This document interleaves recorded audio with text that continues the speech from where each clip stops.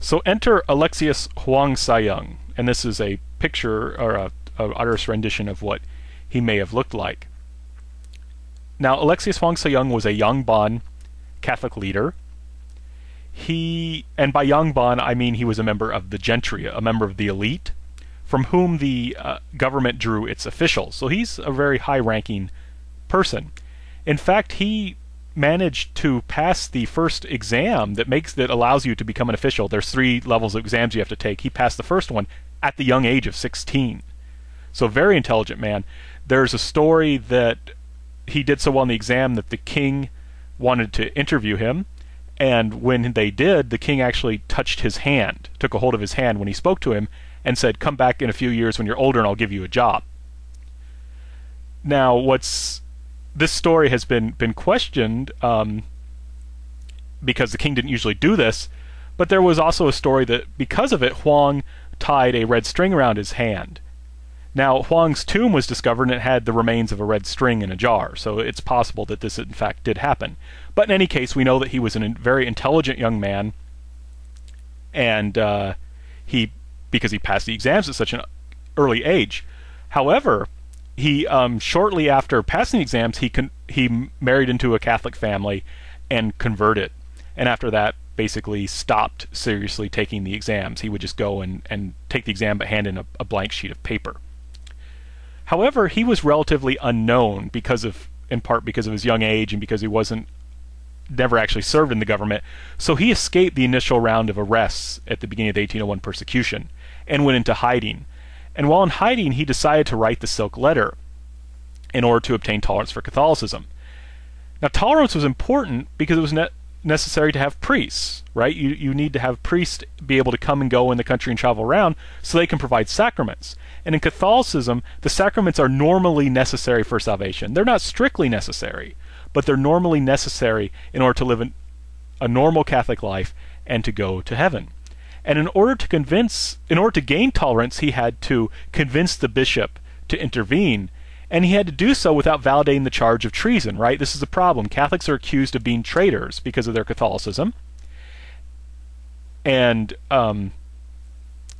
you don't want to be thought of as a traitor, right? That's a really bad thing. Hwang always denied that he was committing treason, but at the same time, he's trying to bring in a Western armada to force his king to, basically at gunpoint, to tolerate Catholicism. So he needs to come up with a way to justify this without being labeled as a traitor. Hwang used several strategies in order to justify foreign intervention. Now, as I said before, he basically had 2 proposals that involved this kind of foreign intervention. One was for the Chinese emperor to establish a protectorate over Korea, and the other, which is the one I'm going to focus more on, was the idea of a Western invasion force. Now, he tried to justify this in several ways. He actually appealed to the Bible. He had a religious justification. In Matthew chapter 10, 11 through 16, Jesus discusses the fate of towns that don't listen to the gospel when the disciples come. And he says that those towns will suffer more than Sodom and Gomorrah will on Judgment Day. And so what Hwang then goes on to argue is that this means that to prohibit missionary work is wrong, and that it's therefore okay to use violence. Moreover, Hwang understood Catholicism as bringing this true civilizing influence, or Kyohoesa. And this is the same term, this is a term that he basically used to mean missionary work, but normally this is a Confucian term that talks about spreading civilization, spreading morality, which is the job of the Confucian state. And here we can see how Catholicism is already a challenge to Neo-Confucianism, because it's appropriating terms like this and saying, no, we have the truth, we spread the true civilization, we spread the true morality.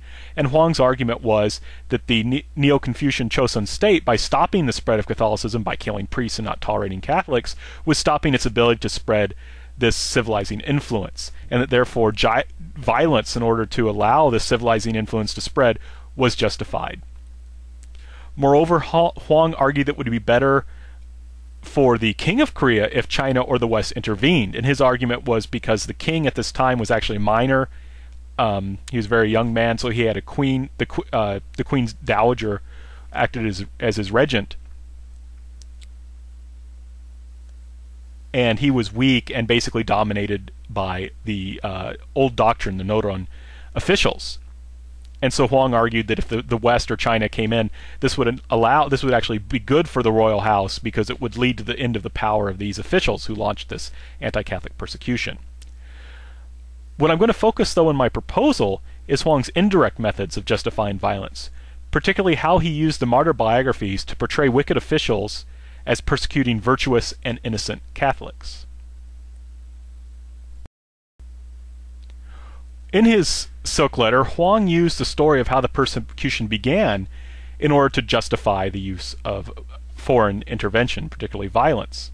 And this is how in the Silk Letter he describes the beginning of the persecution. He wrote, Yi Ka-hwan was the best literary talent of his generation, and Chung Yak-yong is more talented and has a sharper mind than anyone. They were deeply hated by the intransigent faction, which wanted to harm them. Even though Ka-hwan and his associates had apostatized and attacked Catholicism, the intransigent faction continued to single them out for criticism as being involved with evil learning. The name that evil learning is what the Choson dynasty officials would call Catholicism. Sahak in Korean. However, King Jongjo always protected them, and the intransigent faction was not able to do much harm. But then King Jongjo passed away, and this is why this young minor king is able to come to power. Because the heir was still a child, the Queen Dowager of the Kim clan became his regent, ruling behind the throne. The Queen Dowager was aligned with the intransigent faction. Her natal family had been kept from political power by King Jongjo, and therefore as the years went by her resentment of him grew, but she was unable to vent her anger. Then suddenly she found herself in control of the government. She locked arms with the intransigent faction and began spreading her poison.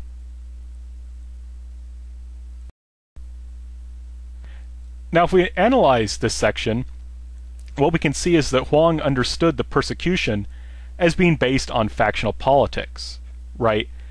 Catholicism, in fact, was just a pretext to do harm. He's arguing basically the officials didn't see Catholicism as being dangerous in and of itself, rather it was just an excuse.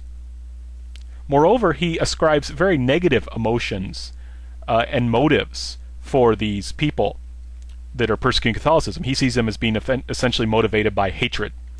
Similarly, the Queen Dowager is motivated by a desire for revenge, and her policy is referred to as poison.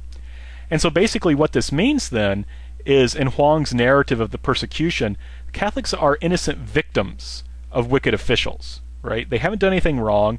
Their religion isn't bad. It's not a danger at all to the state.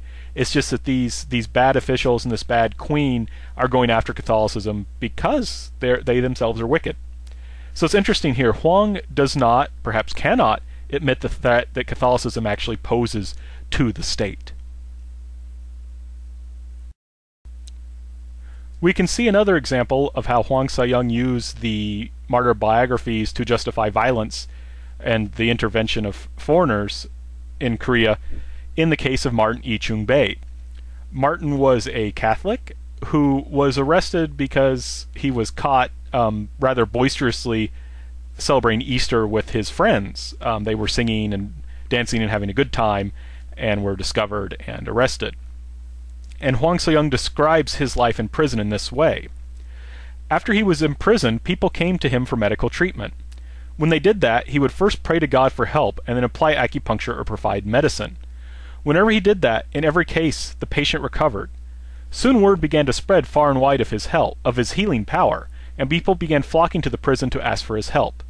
Soon the front gate of the jail was as crowded as a market. The officials could not prevent this from happening. In fact, when one of them was ill, he would come and ask Martin to heal him. One prison official, impressed by his success, asked to look at his book of prescriptions. He answered, "I don't have any medical manuals. The secret of my healing power is in love and devotion to God. If you want to study medicine, you ought to believe in the Lord." The jailer said, "All your books have already been burned, so how can I study?" Martin smiled and said, "The book I have in my heart was not burnt, and it is enough to teach you to receive the faith." Now there are several things going on in this passage that are being used to justify violence. For one thing, we can see that the officials are in a rather weak position. They're not presented as powerful people able to do as they want, but rather weak people who can't stop the crowds from coming to see Martin Ichung-bae. In fact, they themselves are forced to come to Yichung Bei for medicine, for healing. And this actually wins their admiration, and through this, Martin is able to actually even convert one of his guards. So what this passage does is it presents the Catholics as teachers of true, useful, and powerful knowledge. Now this is, of course, what Neo-Confucianism claims to be able to do, to teach people true, useful, and powerful knowledge that allows them to achieve basically the old sage kingdoms that they promised that they would of Chinese antiquity. Moreover, this knowledge is specific to the Christian God, right? It's not just that he knows so much that he's able to heal, but because he knows to call upon the power of the Christian God that brings this true healing. So Catholicism then, not Neo-Confucianism, is what brings this real power because it's truth. And so we can see then Hwang is portraying Catholics as being good people, as bringing this true knowledge, and they're suffering persecution then unjustly, right? They're not doing anyone any harm, but at the same time we can see how this Catholics being the teachers of this knowledge, true knowledge, or this claim to be able to teach true knowledge, is a threat to the Neo-Confucian state.